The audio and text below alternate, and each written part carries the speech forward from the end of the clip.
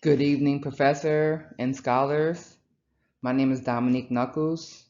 I'm a life skills teacher in Philadelphia. I have many years of experience as a paraprofessional and also years of experience in the mental health and behavioral health field. My interest is teaching in mental health and behavioral health because I feel like they are definitely work hand in hand today. There are a lot of students that sit in our classrooms or in our future classrooms that are dealing with mental illness and also all their parents or family is dealing with mental illness and trauma in their life and in their household as well.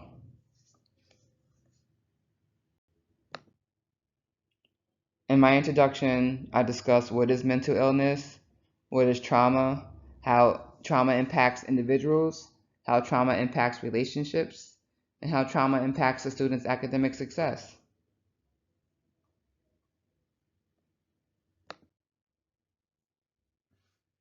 What is mental illness? Mental illness is a person's mental well-being and their state of mind. Mental illness has changed the way a person deals with their emotions, how they think, and their behaviors.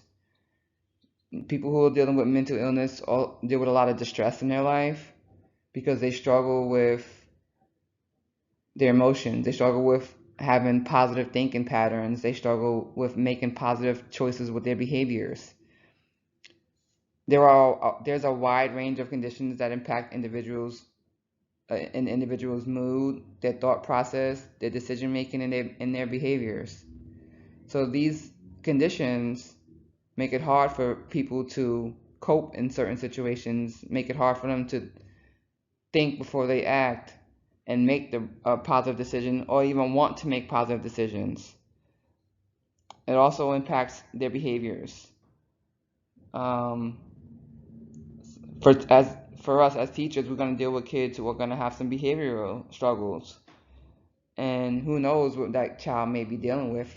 They might be dealing with some sort of mental illness or just behavioral health issues such as ODD, or they might just be hyperactive, or they might have autism. There are different things that or conditions that may affect an individual and it impacts their decision making skills and their behaviors.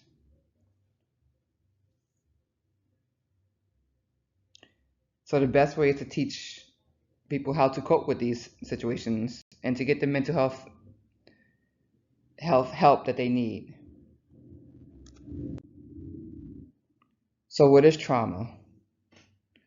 Trauma is the way a person reacts to a traumatic event, um, how they emotionally react to traumatic events such as abuse, neglect, violence, grief, rape, natural disasters, and other traumatic events that cause harm or distress to an individual.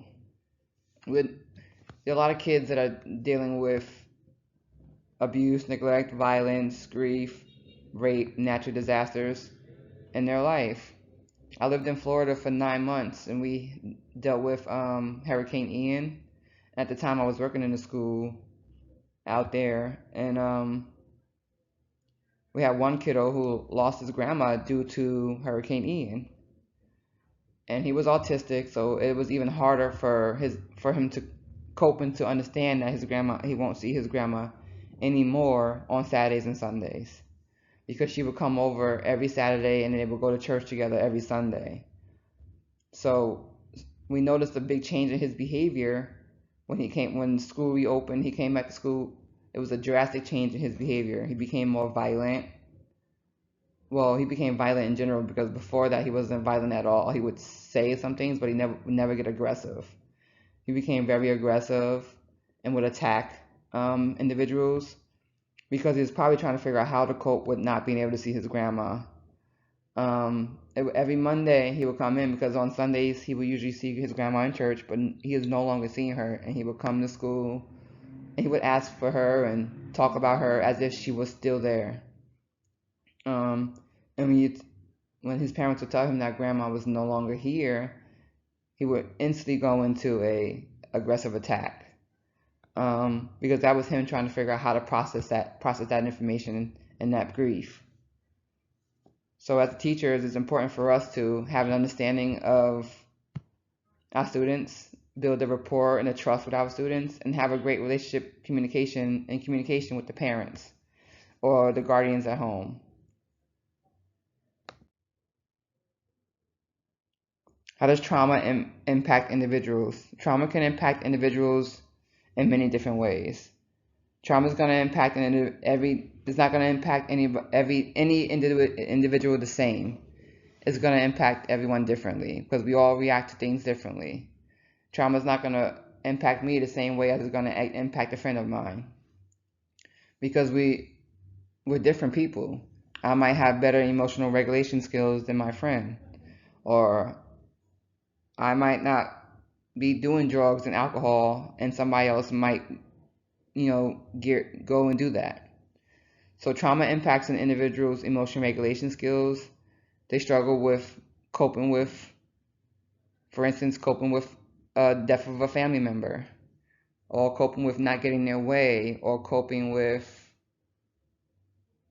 having a male teacher after they dealt with being raped by a male. It just depends on the situation. They can also deal with depression. It can cause them to not want to be around others, to isolate themselves, to not feel like life is worth living. Because sometimes, flashbacks can also happen. They relive traumatic events, which can constantly be replaying in their head. So it can cause them to go into a massive state of depression and isolation. It can also cause individuals to turn to drugs and alcohol, to use that as a way to cope instead of using other positive ways to cope with their traumatic events. They can also become violent. They can become aggressive. Students would become aggressive in the classroom.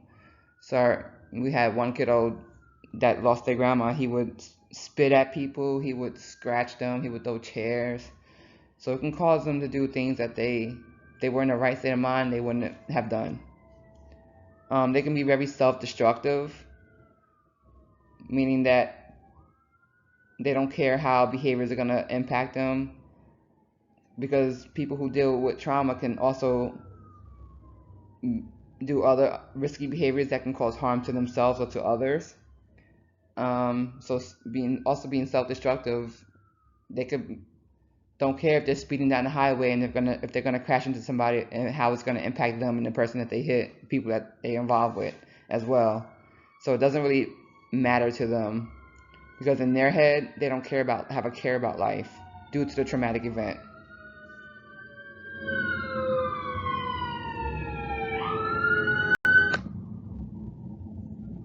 Sorry for the sirens in the background. I live in the city. How does trauma impact relationships? Trauma impacts relationships in many different ways. I, of course, dealt with trauma growing up. I have a student in my classroom who is dealing with trauma right now. She lost her mom not too long ago. And also, for me, I have generational trauma, when I was a kid. So the way my mom raised me was based off of her trauma. So it impacts relationships because generational trauma, parents not knowing how to cope with their emotions. How can they teach their children how to cope with their emotions as well? If a parent has dealt with rape, when it comes to having a daughter, they're not gonna allow their daughter to just go to anybody's house because that trauma is constantly replaying in their head. If it happened to me, it can happen to her. So we transfer those traumas down into our children. Also, trust. In a relationship, trust is very important. So when people who are dealing with trauma, it's hard for them to trust individuals that they don't know. Because, for instance, maybe they've been abused by somebody or by a teacher, and feel like that every teacher might abuse them. So that trust has to be built. So building rapport is very important. And building rapport and that trust with your students.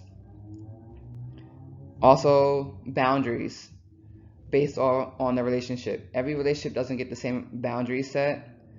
when it comes to relationship with a parent and child, it's not going to be the same relationship as a teacher and a student. The student should have different boundaries for their parent than they do for their teacher, because they're just different. They're different relationships. It also impacts the self-esteem. People who deal with trauma have self-esteem issues. Um, they feel like they're not warranted a great relationship due to their trauma. They don't deserve a great relationship. And also unworthiness of a relationship.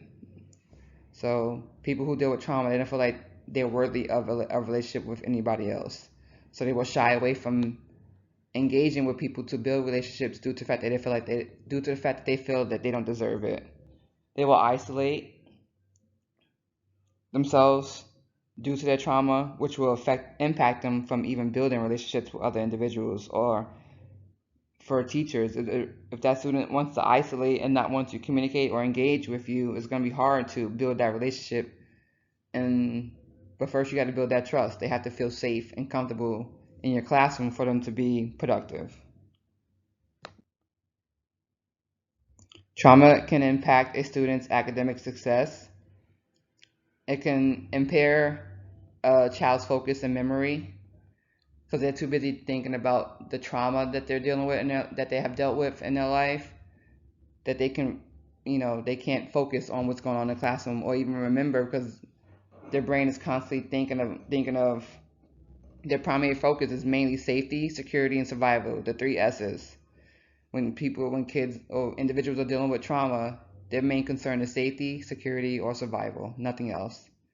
So that kid in your classroom who's dealing with trauma, they can't focus on what you're saying or what's going on in the classroom, let alone focus enough to remember it, because they're thinking about, are they going to be safe when they go home today? Are they going to have security when they go home today? Are they going to be able to survive when they go home? Also, education isn't a priority, because the priority is making sure that they're safe and secure and can survive. It's either fight or flight. Also, behavioral issues due to not coping with their emotions positively. Students who struggle with emotional regulation skills, which is a lot of students today, they will have behavioral issues because they might not be able to cope with not having extra free time or not having extra computer time or having to do an extra assignment or whatever the situation may be. Also important, building motivation.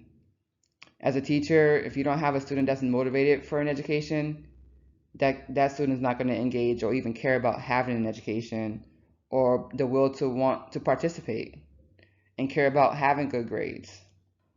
Also, lack of participation or willingness to learn.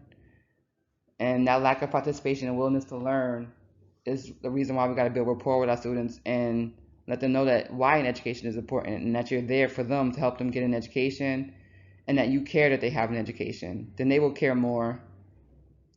So those students who struggle in the classroom with the willingness to want to learn and the motivation to learn and put forth the effort, build an educational gap. So the more that they are not learning and the more that they are not participating and engaging in activities in the classroom, the bigger that gap will get.